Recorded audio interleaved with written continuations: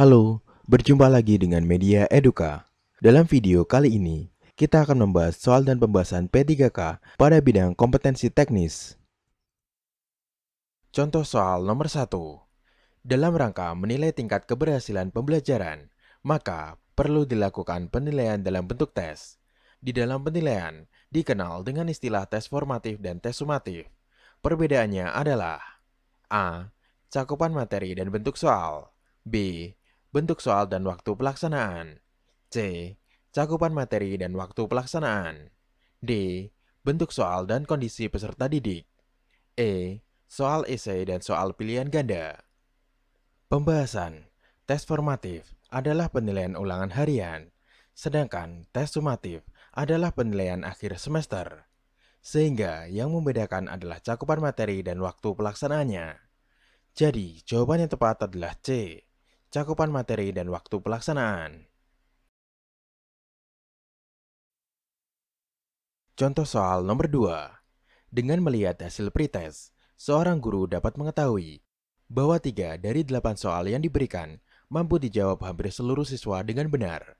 Jika Anda sebagai guru, manfaat apa yang dapat dipetik dari informasi tadi? A. Mengajarkan seluruh materi sesuai dengan kurikulum agar penugasan siswa lebih baik. B. 3 dari 8 soal tersebut tidak akan ditanyakan lagi pada saat melakukan post-test. C. Materi yang telah dikuasai siswa tidak perlu diajarkan lagi pada proses kegiatan belajar mengajar. D. Melaksanakan pembelajaran remedial untuk materi yang belum dikuasai siswa berdasarkan hasil pretest. E. Perlu memperbanyak soal latihan. Pembahasan. Pretest adalah kemampuan awal, maka materi yang telah dikuasai tidak perlu diajarkan lagi pada proses kegiatan belajar mengajar. Karena waktu untuk mengerjakan materi yang 3 soal tadi dapat digunakan untuk memperdalam materi lain. Jadi, jawaban yang tepat adalah C. Materi yang telah dikuasai siswa tidak perlu diajarkan lagi pada proses kegiatan belajar mengajar. Contoh soal nomor 3. Untuk mencegah terjadinya jawaban siswa yang sangat beragam, jenis tes uraian yang paling tepat digunakan adalah A. Tes uraian bebas. B. Tes uraian terbatas. C. Yang sederhana. D. Yang sangat kompleks. E. Tes uraian singkat. Pembahasan. Uraian terbatas atau terstruktur merupakan soal yang disusun tidak mengembang, tetapi lebih terarah dan terbatas, sehingga ada batasan jawaban. Walaupun kalimat jawaban peserta didik itu beraneka ragam, tetapi harus ada pokok-pokok penting yang terdapat dalam sistematika jawabannya, sesuai dengan batas-batas yang telah ditentukan dan dikehendaki dalam soalnya. Maka, yang paling penting dan harus diperhatikan, yaitu sistematika jawabannya. Jadi, jawaban yang tepat adalah B. Tes uraian terbatas. Contoh soal nomor 4. Berdasarkan hasil tes, para siswa dikelompokkan menjadi beberapa kelas sesuai dengan tingkat IQ-nya. Dilihat dari fungsinya, maka tes tersebut termasuk pada jenis tes. A. Seleksi. B. Penempatan. C. Protes post-tes. D. Diagnostik. E. Ujian akhir. Pembahasan. Tes penempatan adalah suatu jenis tes yang bertujuan menempatkan atau mengelompokkan siswa sesuai dengan kemampuannya. Hal ini didasari pemikiran bahwa setiap siswa tidak memiliki kecepatan belajar yang sama. Jika mereka disatukan dalam satu kelas, maka akan terjadi kesulitan dalam mengajar mereka. Jadi, jawaban yang tepat adalah B. Penempatan. Contoh soal nomor 5. Berikut ini merupakan faktor-faktor yang perlu diperhatikan dalam pengembangan kisi-kisi tes uraian kecuali A. Penentuan alokasi waktu. B. Penentuan pokok bahasan. C. Penentuan indikator atau tujuan. D. Pendistribusian butir soal. E. Penentuan kisi-kisi soal.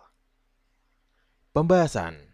Faktor yang tidak perlu dalam pengembangan kisi-kisi tes uraian adalah penentuan indikator atau tujuan. Karena indikator atau tujuan sudah dikembangkan pada saat pembuatan RPP. Jadi, jawaban yang tepat adalah C. Penentuan indikator atau tujuan. Contoh soal nomor 6. Salah satu indikator yang dapat menunjukkan kualitas butir tes uraian yang baik adalah A. Menuntut jawaban berupa ungkapan pendapat siswa. B. Menuntut jawaban berupa fakta-fakta yang sebenarnya. C. Ditulis dalam bahasa Indonesia yang baik dan benar. D. Ditulis oleh guru yang mengajar di kelas. E. Ditulis oleh kepala sekolah. Pembahasan. Soal bentuk uraian yang baik adalah yang mampu mengukur tingkat berpikir tinggi. Ungkapan pendapat adalah tingkat berpikir tinggi. Jadi, jawaban yang tepat adalah A. Menuntut jawaban berupa ungkapan pendapat siswa.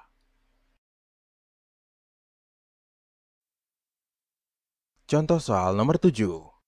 Manakah cara paling efektif dan bermakna dalam mengkomunikasikan hasil penilaian harian atau capaian sementara kepada siswa dan orang tua? A. Menggunakan angka-angka dan peringkat sementara siswa dalam kelas. B. Menggunakan angka-angka tanpa disertai peringkat. C. Dalam bentuk kategori. A. Sangat baik. B. Baik. C. Kurang. D. Kurang sekali. D. Dalam bentuk angka, KKM yang dicapai pada mata pelajaran dan kelulusannya. E. Dalam bentuk deskripsi tentang KKM yang sudah dicapai dan belum dicapai. Pembahasan. Karena dalam penilaian harian, maka cara yang paling efektif adalah dengan mendeskripsikan tentang KKM mana yang sudah dicapai dan belum dicapai, sehingga memudahkan siswa didik dalam proses pembelajaran. Jadi, jawaban yang tepat adalah E. Dalam bentuk deskripsi tentang KKM yang sudah dicapai dan belum dicapai. Contoh soal nomor 8. Media yang tepat untuk mengajarkan kebutuhan ekonomi yang melonjak tinggi adalah A. Potongan artikel. B. Video di kanal YouTube. C. Tayangan berita di televisi. D. Daftar harga barang pokok terbaru. E. Buku paket. Pembahasan. Tujuan pembelajaran kebutuhan ekonomi. Yang pertama, penyebab melonjaknya. 2. Gambar situasi. 3. Akibat terjadinya. Yang dapat mengcover ketiga tujuan tersebut adalah tayangan berita di televisi, karena menggunakan audio dan visual. Jadi, jawaban yang tepat adalah C. Tayangan berita di televisi. Contoh soal nomor 9. Contoh penerapan teori behaviorisme yang dilakukan oleh guru saat ini dalam media digital dalam praktek pembelajaran adalah A. Internet dan PowerPoint. B. Internet dan media Zoom. C. PowerPoint dan Microsoft Word. D. Google dan YouTube. E. PowerPoint dan multimedia. Pembahasan. Pada zaman modern ini, aplikasi teori behavioristik berkembang pada pembelajaran dengan PowerPoint dan multimedia. Pembelajaran dengan PowerPoint cenderung terjadi satu arah. Materi yang disampaikan dalam bentuk PowerPoint disusun secara rinci dan bagian-bagian kecil. Sementara itu, pada pembelajaran dengan multimedia, peserta didik diharapkan memiliki pemahaman yang sama dengan pengembang. Materi disusun dengan perencanaan yang rinci dan ketat, dengan urutan yang jelas. Latihan yang diberikan pun cenderung memiliki satu jawaban benar. Jadi, jawaban yang tepat adalah E. PowerPoint dan multimedia. Contoh soal nomor 10. Guru mempelajari latar belakang masalah, seluk-beluk dan permasalahan peserta didiknya. Ketika kemudian guru memberikan informasi atau pengetahuan yang memadai peserta didiknya, maka hal ini merupakan tahapan kreativitas dalam A. Iluminasi. B. Verifikasi. C. Inkubasi. D. Persiapan meletakkan dasar. E. Produksi. Pembahasan.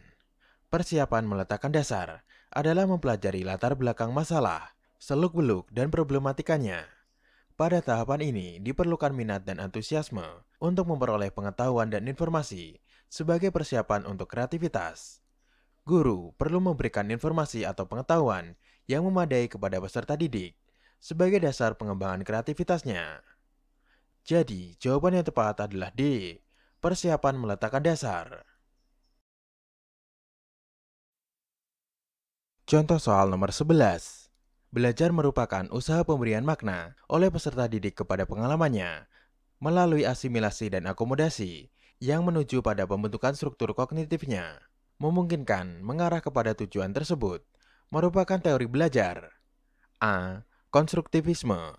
B. Humanisme. C. Behaviorisme. D. Sibernetik. E. Kognitivisme. Pembahasan. Belajar menurut konstruktivisme adalah suatu proses mengasimilasikan dan mengaitkan pengalaman atau pelajaran yang dipelajari dengan pengertian yang sudah dimilikinya, sehingga pengetahuannya dapat dikembangkan. Jadi, jawaban yang tepat adalah A. Konstruktivisme. Contoh soal nomor 12. Apabila peserta didik belum siap untuk melakukan keterampilan berpikir tingkat tinggi, maka strategi yang dilakukan guru adalah A. Mengidentifikasi peserta didik, baik yang sudah siap maupun yang belum siap, untuk mengikuti pembelajaran dengan proses berpikir tingkat tinggi. B. Tetap melakukan kegiatan pembelajaran dengan keterampilan berpikir tingkat tinggi, dengan meminta peserta didik untuk fokus. C. Membentuk kelompok peserta didik dengan kemampuan yang heterogen dalam proses pembelajaran. D. Mengubah perencanaan pembelajaran yang disesuaikan dengan kemampuan dan keterampilan peserta didik yang heterogen. E. Membangun terlebih dahulu jembatan penghubung antara proses berpikir tingkat rendah menuju berpikir tingkat tinggi. Pembahasan. Apabila peserta didik belum siap untuk melakukan keterampilan berpikir tingkat tinggi, maka perlu dibangun terlebih dahulu jembatan penghubung antar proses berpikir tingkat rendah menuju berpikir tingkat tinggi. Caranya adalah dengan membangun skema dari pengetahuan awal yang telah diperoleh sebelumnya dengan pengetahuan baru yang akan diajarkan. Jadi, jawaban yang tepat adalah E. Membangun terlebih dahulu jembatan penghubung antara proses berpikir tingkat rendah menuju berpikir tingkat tinggi. Contoh soal nomor 13. Peserta didik diminta untuk membuat dugaan pada populasi hewan langka yang semakin sedikit. Hal ini termasuk kegiatan untuk mengembangkan kecerdasan. A. Visual spasial. B. Verbal linguistik. C. Naturalis. D. Logis matematis. E. Kinestetis. Pembahasan. Pintar berhitung dan matematika adalah ciri khas dan jenis kecerdasan logika matematika anak. Namun, tidak hanya pandai berhitung, anak dengan kecerdasan logika matematika umumnya tidak hanya senang berpikir mengenai konsep abstrak berupa angka, tetapi juga mengenai pola atau hubungan tertentu. Kecerdasan logika matematika juga membantu anak untuk memiliki kemampuan memecahkan masalah yang kompleks dengan baik. Jadi, jawaban yang tepat adalah D. Logis matematis. Contoh soal nomor 14. Apabila dalam proses belajar, peserta didik melakukan sesuatu sampai dengan mendapatkan respon yang tepat dan sesuai dengan apa yang diinginkan, serta menghilangkannya apabila dirasakan tidak sesuai. Hal ini merupakan prinsip belajar dari A. Konseptualisasi. B. Conditioning. C. Trial and error. D. Stimulus respon. E. Shaping.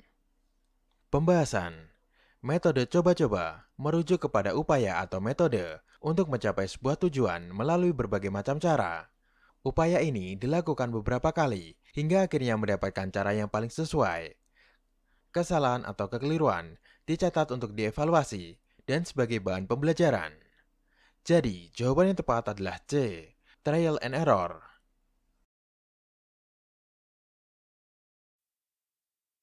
Contoh soal nomor 15.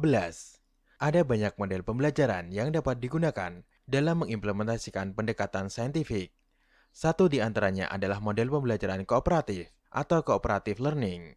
Pembelajaran kooperatif adalah A. Strategi pembelajaran yang mengintegrasikan metode, bahan ajar, dan media pembelajaran secara sistematis.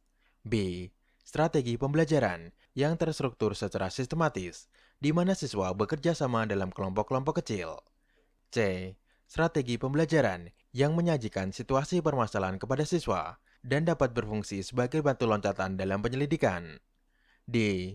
Strategi pembelajaran individual yang terstruktur secara sistematis, di mana siswa bekerja masing-masing.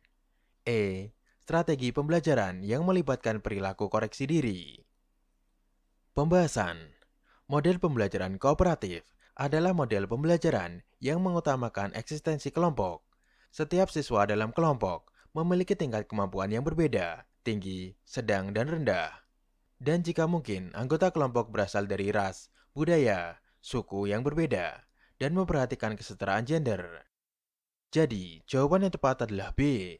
Strategi pembelajaran yang terstruktur secara sistematis, di mana siswa bekerja sama dalam kelompok-kelompok kecil. Terima kasih telah menonton video Media Eduka. Semoga bermanfaat. Jangan lupa untuk like, komen, share, dan subscribe.